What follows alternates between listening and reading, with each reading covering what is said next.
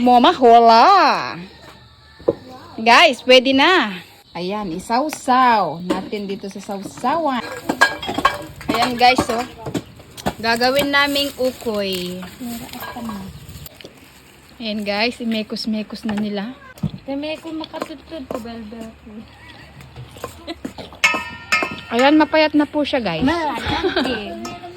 Shout out po sa mga tagagawin dyan. Ayan, mapayat na po siya. Guys, ganyan po gumawa ng ukoy ng kangkong. Imekos-mekos na ni Insan. Ayan, lagyan na nila ng onion, tapos paminta. Kunting asin lang yung ilalagay guys.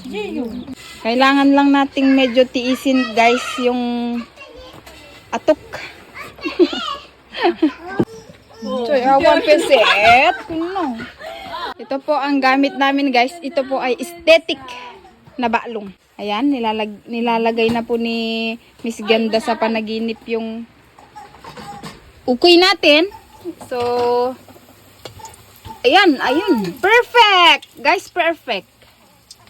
Tignan natin kung medyo katamtaman lang ba yung luto niya. Guys, ganyan po yung kalabasan. First bite. I-check nyo kung success. Me. Si Elay na lang. Ang sarap. Perfect. Perfect daw. Perfect guys. Ano ba? Maasim?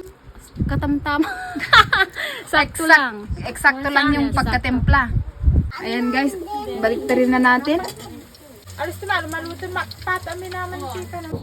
Ayan guys. Habang niluluto yung ukoy, gagawa na tayo ng sawsawan. Paminta, onion, tapos suka. Asin.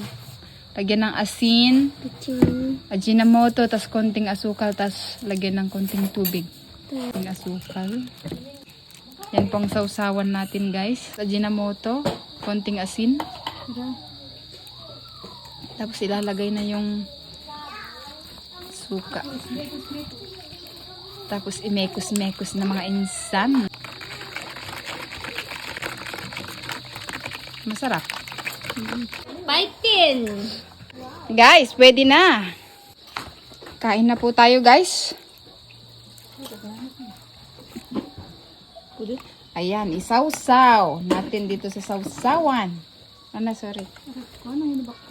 Ulitan pa ikan. Guys. Sarap. Mainit. Mainit-init pa, guys. Talagang, ayan. Natsambaan ni Bunso, guys. Kapiadan da bili. Natsambaan ni, ayan, si Ate Bunso. Ayan, guys, pangalawa. Pangalawa to, guys.